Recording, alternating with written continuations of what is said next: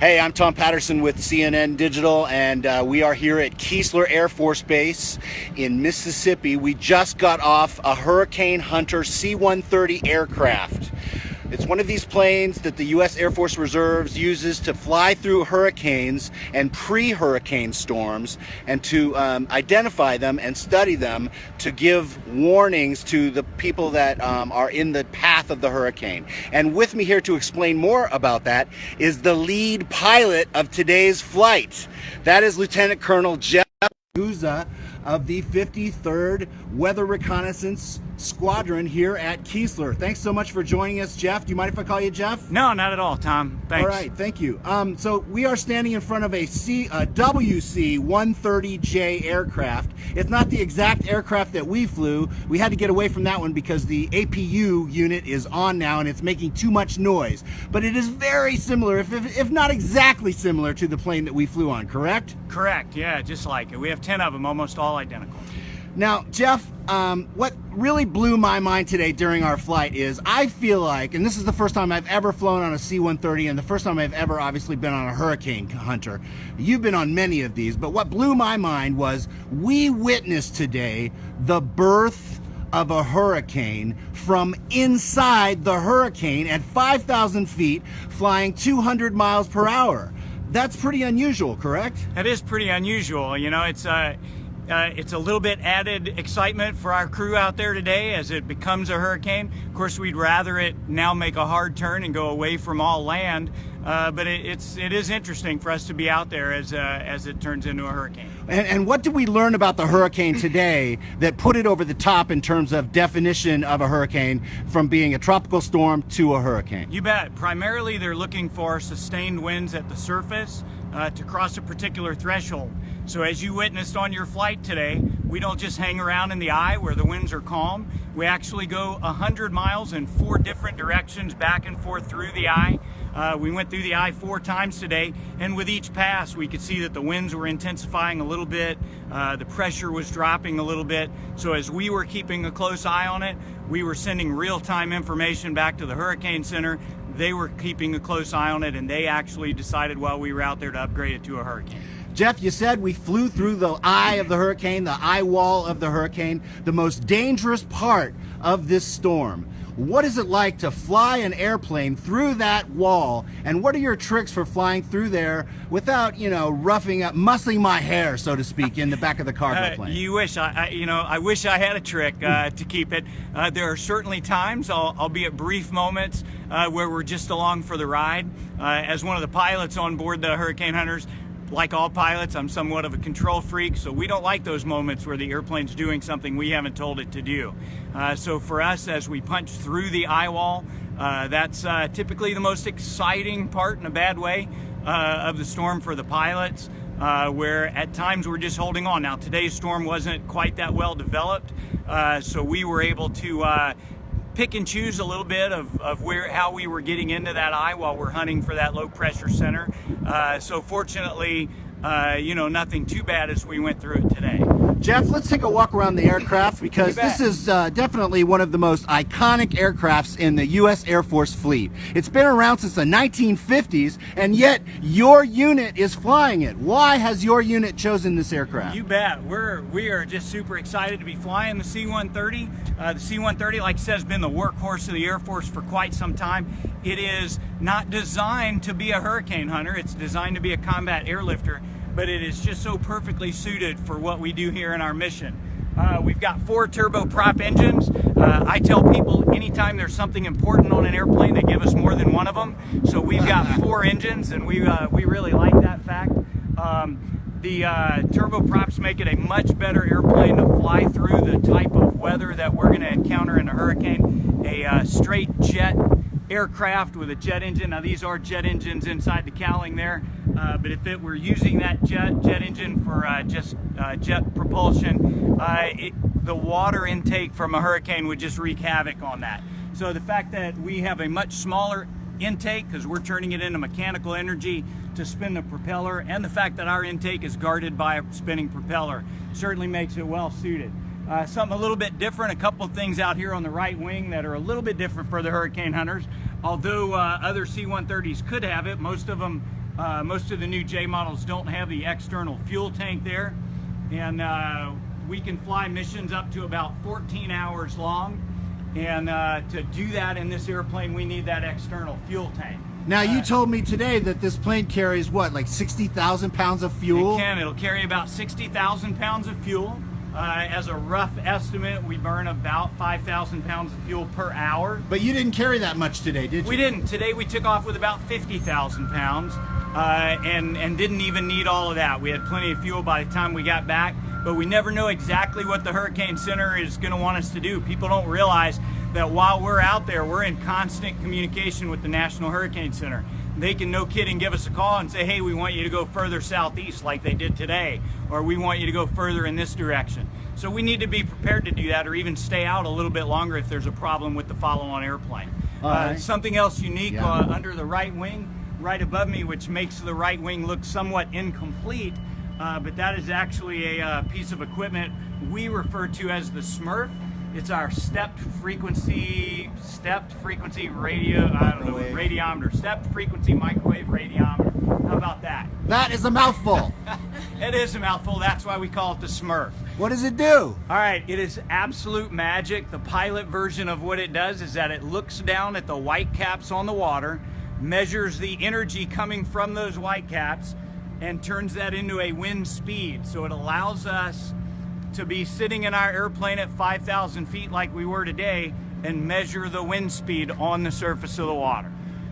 Yeah, I see it says, somebody has marked on it, remove quantity of 6 screws to drop radiometer. I guess that's for somebody who might be doing maintenance work on it. Absolutely. Fortunately, we never have to get out on the wing in flight and do anything with it. All right, so what else on this plane do we find unusual? I mean, it's such a classic, the fact that it's been around since the 50s and they're still making them. Absolutely, and this airplane, configured as it is, could be turned into a combat airlifter as well in probably a day or two. We've still got the white strips under where it says U.S. Air Force for formation flying, having nothing to do with flying in the hurricanes.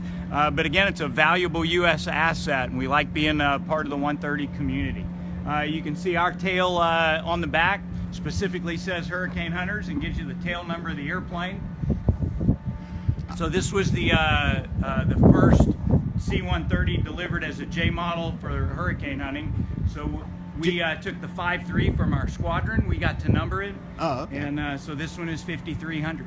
Now, do you remember what year that was? Because these all look pretty new. Well, I don't have to guess the way the Air Force does it. The 6 in front of 5,300 tells you the last digit of the year it was built. So this one was built in 1996. Oh, that's good AvGeek trivia there, my friend. Thank you very much for that. Another thing I wanted to ask you about today's flight was, you had some scientific readings going on, and that's all well and good. You proved that the winds were strengthening enough to call it a hurricane. But what's really fascinating to me is that you have this small superstar crew inside one airplane flying inside a storm, and the measurements that you're taking have a direct effect on millions of people who are in the path of this hurricane. Emergency preparedness officials are getting ready, like state and local and also federal as well, just because of the measurements that you took that triggered that whole process where I guess it was the National Weather Service declared it a hurricane. That's pretty cool, huh? Absolutely, and everyone on our crew today lives here on the Mississippi coast, and so we understand what it's like to have a hurricane out in the Gulf or a tropical storm threatening your area. So it's something that we feel pretty strongly about, and we're happy to be out there doing it, and to know that there are folks that are receiving that data and doing the appropriate things, like you said, emergency management folks, even local electric companies gearing up for what could be heading their way. We're happy to be able to provide them that information so they can do it. All right, now we've got thousands of people watching us right now on CNN's Facebook page, and a lot of them are asking questions. So if you've just arrived late to our interview here, I'd like to sort of reset what we're doing. We're here with Lieutenant Colonel Jeff Ragusa, who's the lead pilot on the Hurricane Hunter flight today, where we were inside Hurricane Hermine as the storm was being declared a hurricane by the National Weather Service. If you have a question that you'd like to feed to us, I'd love to give it to the Lieutenant Colonel here. tell me about how long you personally have been doing this kind of flying. It's I've been flying for a living since 1987. I've been flying with the Hurricane Hunters off and on since 2002. And what is the biggest difference between, say, flying an airliner, and I believe you were 737s. I have done that. And flying a WC-130J through a very powerful storm? Well, we are certainly not as concerned with our passengers, and I should apologize to you, Tom, for being on board with us today. When a commercial airliner encounters some turbulence, they're going to get out of it. When we encounter turbulence, we go, yeah, okay, I guess this is where we need to be. So that's probably the main difference. We're flying much lower than commercial airlines would be. We're actually penetrating thunderstorms that other airplanes in the world aren't allowed to get within 10 or 20 miles of. So it is very different in what we do and what we're thinking about while we're doing it. We're looking at a picture of our weather radar, trying to determine how to penetrate it, whereas everyone else in the world looks at their weather radar and determines how to get away from it. If you have a moment, the very next airplane that is heading out into the hurricane has just taxied onto the runway behind you, and in about 2 or 3 minutes they're going to be taking off. So if you're with us that long, we'll catch them taking off and heading into the storm. Here's an interesting question from one of our Facebook followers. I hadn't actually thought of this one. What do you all do to prepare for these stressful flights mentally and physically? You know, most of us have been doing it for a while. That's one of the benefits of having this completely done by the Air Force Reserves, is that we're not moving around every 3 years, 2 to 4 years like the active duty military. So we have some folks that have been doing this a long time. You know, I've been doing it since 2002, and I'm not necessarily one of the old guys here. So we have an experience level that makes it a little less trying for us to go in each time. We never send a new crew member into a hurricane without what we say adult supervision for their particular crew position. So nobody's asked to do it by themselves for their crew position that hasn't already experienced it. It's also not a job that we force people to do. So everyone here saying, hey, I like what you guys do, I'm interested in it, I understand you fly into storms, and I'd like to be a part of that. We talked a little bit earlier on the plane about turbulence, and turbulence is in the news when it comes to airliners. Some people, sometimes they get injured when the plane takes a wrong turn or a bump or a bruise or whatever, and you've been an airline pilot, so I was wondering if you could talk a little bit about turbulence when it comes to the airline industry, and maybe what you've learned being a pilot in, I would call you the king of turbulence, because you're piloting through a storm that is all about turbulence. Sure, I'm sure I'm going to get a nickname out of that. But yeah, from an airliner perspective, the most important thing is that the passengers are listening when the captain gets on the radio and says, hey, now's a good time to be in your seat with your seatbelts fastened. It's really kind of cool that a lot of airliners have another airliner doing the exact same job just moments ahead of them. They're all funneling into the same areas. So they'll actually talk either to each other through their company or through the air traffic controllers to find out where that turbulence is. They do a great job of avoiding it, but they typically have some heads up, and they'll let the passengers know. So pay attention to that.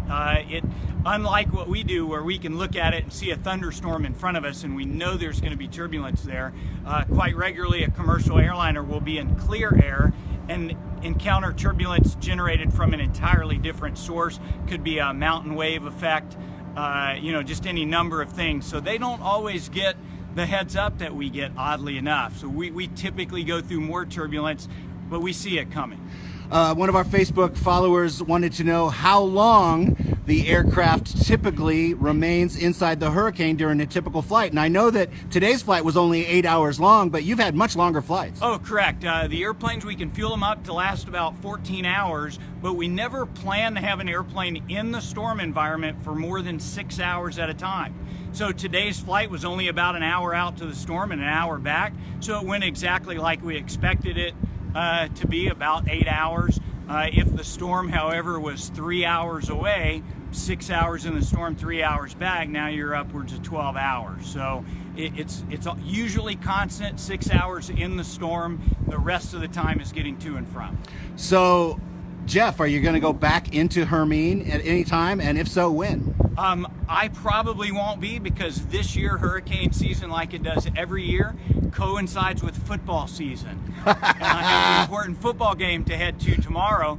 But again, like you can see, this airplane set up on the runway. So the hurricane hunters will be out there nearly 24 hours a day, I'm sure, until this storm makes landfall, and then probably off the East Coast as well, to make sure that it continues heading away from everybody.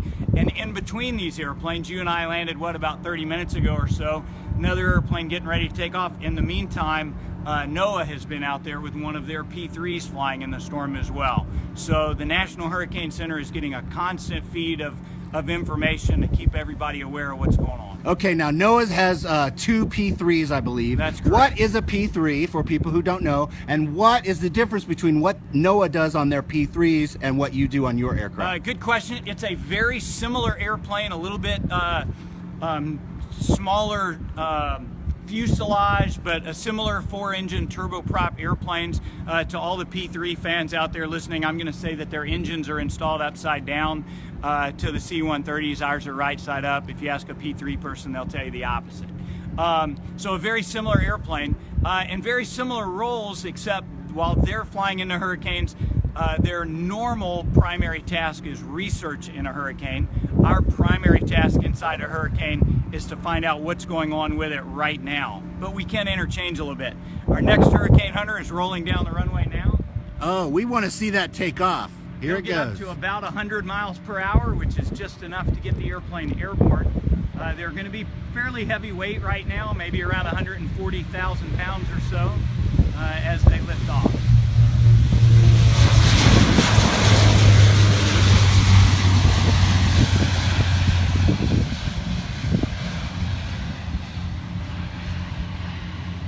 Now, how is their mission going to be different from ours today? It will be very similar, but the storm by this point could be a little bit more defined. You know, we hope not for the folks in Florida where it's headed, but it could be an entirely different storm. That as they head out there, they've already talked to my crew to find out what we encountered. They'll talk to the NOAA airplane to see what they're encountering. So they'll try to get a heads up what's going on, but that just gives them an idea. They could have a very different mission from the one you and I experienced. All right, Lieutenant Colonel Jeff Ragusa of the 53rd Weather Reconnaissance Squadron here at Keesler Air Force Base in Mississippi. Thanks so much for sharing your time with us, and good luck in the future. Thank you.